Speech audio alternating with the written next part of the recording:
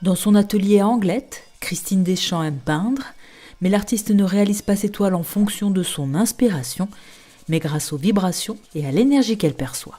Quand je vivais en Italie, une nuit, j'ai été réveillée avec les mains qui me brûlaient et il fallait absolument que je me lève. Mes enfants dormaient, donc je ne pouvais pas allumer. Je suis allée dans l'atelier dans le noir et c'est là que j'ai commencé à travailler avec mes mains, mais là sans rien voir. C'est-à-dire que j'ai pris des tubes au hasard, le hasard n'existant pas bien sûr, et j'ai appliqué des peintures sur une toile. Et quand j'ai senti que les mains se rafraîchissaient, que ça allait mieux, je suis allée me recoucher. Et le lendemain, quand je me suis levée, j'avais une toile qui était quasiment terminée. Ça a été pour moi un choc énorme parce que je m'ouvrais à quelque chose d'inconnu pour moi. Pas de la spiritualité parce que j'ai toujours été un être assez spirituel, mais de découvrir les canalisations, ce qu'on pouvait recevoir et émettre sans voir. Si la technique est classique, l'expression est singulière. Vecteur des énergies, l'artiste peint de manière totalement intuitive. À l'origine, l'œuvre, c'est une œuvre décorative, bien entendu, ça peut être que joli.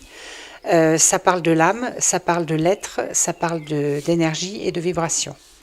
Donc les deux types d'œuvres que je propose, c'est le miroir de l'âme et la fresque vibratoire.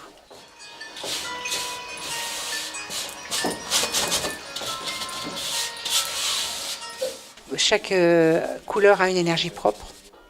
Donc je vais appliquer certaines couleurs par rapport aux besoins du lieu. Et en effet, dans les contours, dans toutes les formes, il y a aussi, par exemple, si je fais beaucoup de choses dans les arrondis, c'est justement pour apaiser, pour unifier. Si je mets plus d'anguleux, c'est peut-être justement pour redonner un coup de peps dans ce lieu-là, ou dans les gens, justement, dans leur façon d'entrer en communication. Voilà, donc c'est effectivement la forme et la couleur. Donc un exemple, si je mets ça dans un hall d'entreprise, ça va être s'engager dans la communication, s'engager dans la rencontre de l'autre, avoir un regard particulier sur le travail lui-même. Voilà. Si je mets ça dans un hôpital, c'est amener une énergie de détente, de mieux-être. Donc c'est vraiment choisir une énergie par rapport au lieu où cette fresque est destinée. Si les fresques vibratoires s'adressent au plus grand nombre, en émettant des énergies particulières, en revanche, le miroir de l'âme est très personnel. Les énergies qui sont déposées sur un miroir de l'âme sont les énergies d'origine, donc la pureté de l'âme qui va vibrer.